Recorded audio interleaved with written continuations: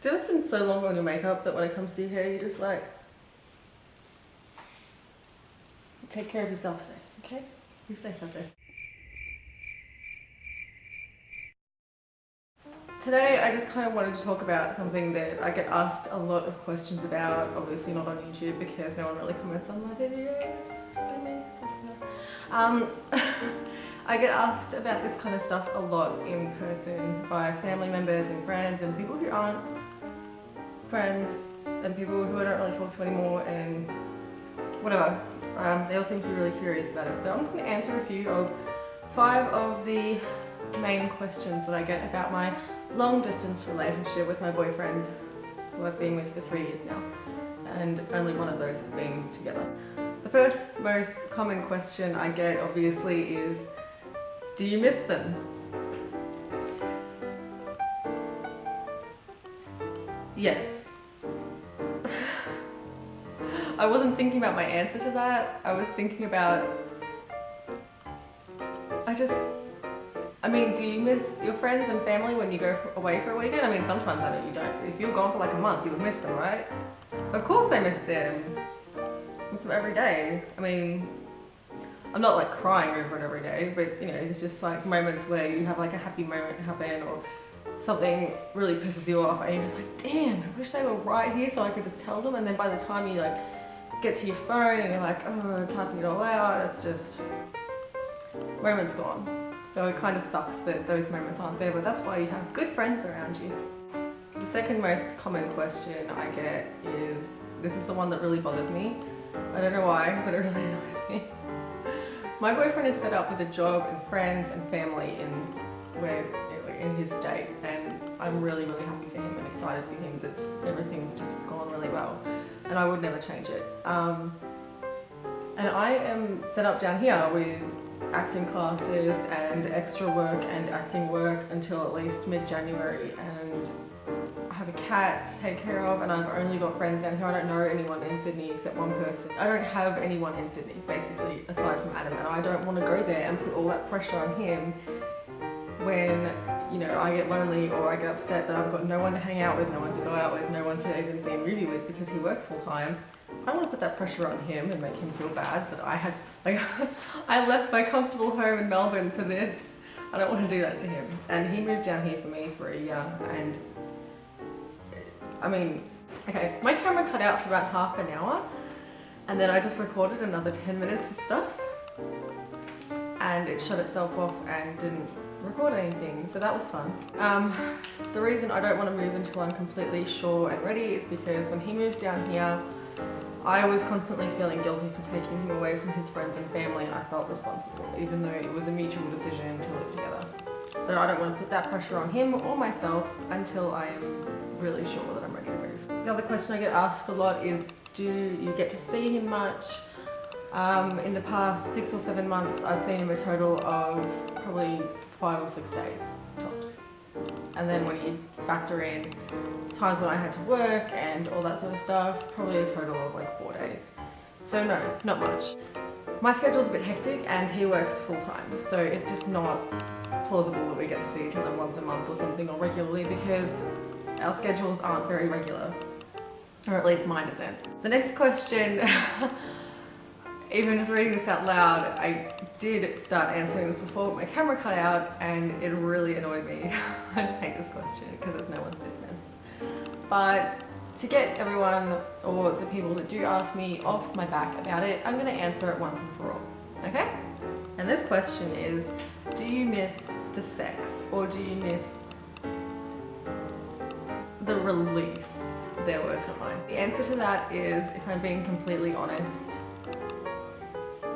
no. I miss other things a lot more, and that doesn't even factor in. The things I do miss are saying goodnight, and oh, it's gonna make me cry. Saying goodnight to each other and going to bed together. Waking up and knowing he's gonna be there. I miss the little arguments that we have. I miss, you know, choosing what to watch during dinner, trying to pick something to eat. I miss the little jokes that we have. I miss the way that, I miss hearing him say my name. I miss hearing him say that he loves me. I miss, oh my god, I didn't think I was gonna get this emotional. I miss the important things and the little things, and to me sex has never been a very important thing in a relationship.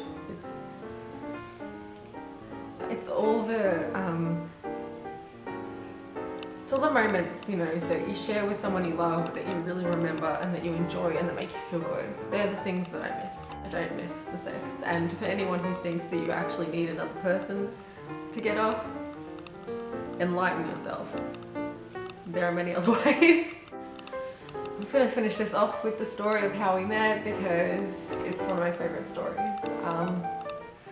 I had just come out of a really bad relationship and I had basically sworn off relationships and had vowed to myself to be single for the rest of time, and I was happy with that decision. I was very content and I actually felt really at peace with myself. So my friend wasn't feeling too great and she wanted to get out for a night, so we went out to a burlesque club where a girl that I used to date was dancing, and I was like, yeah, okay, we'll go see her.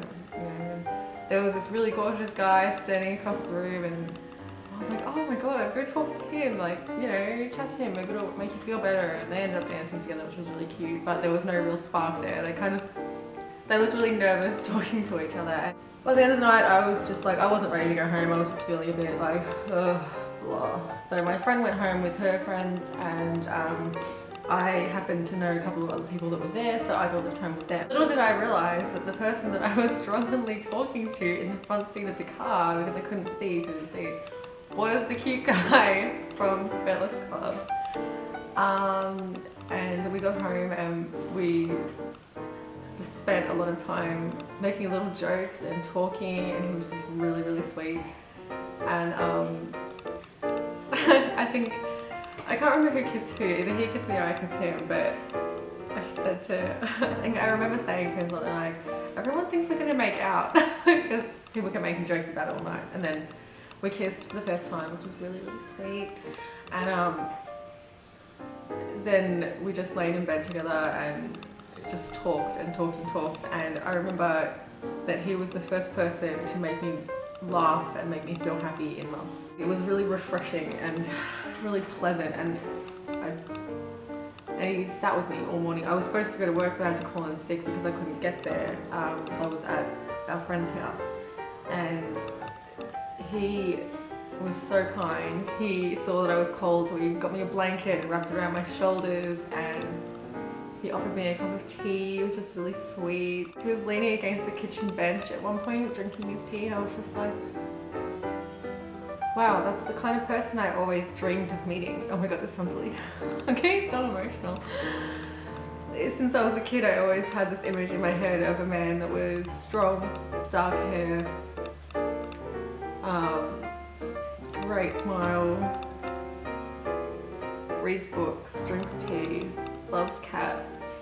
And it was just getting ticked off one thing after the next. And I remember the moment that I was like, yeah, I want to date him.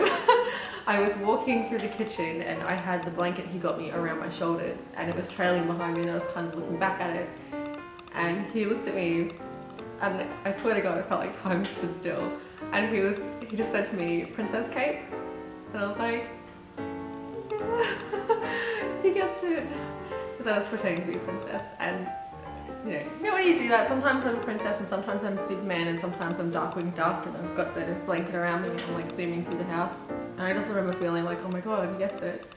And yeah, he spent all morning with me sitting in the sun so we could keep warm, just talking. And yeah, I had to go home and I wanted to see him the next night, but he already had plans, which really sucked for me because I really wanted to see him, and he went back to Newcastle.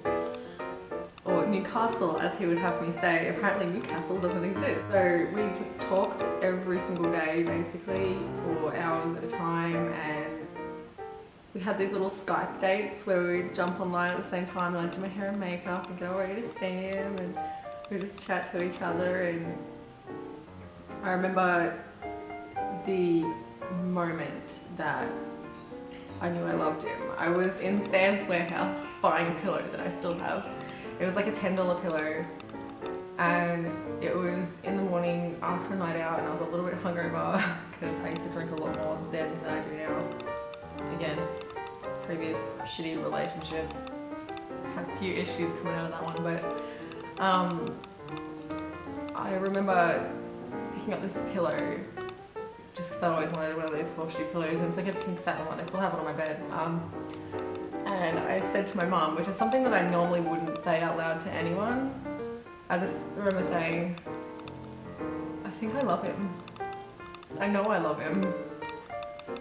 And she was like, yeah, I think you do too. From there we just talked and talked and talked and talked, and I told him how I felt, and I think it was on a Tuesday night. We ended up, he asked me to be his girlfriend, and I was like, yes. Okay, my camera just cut out for like the 5th time, and now I'm just getting kind of annoyed.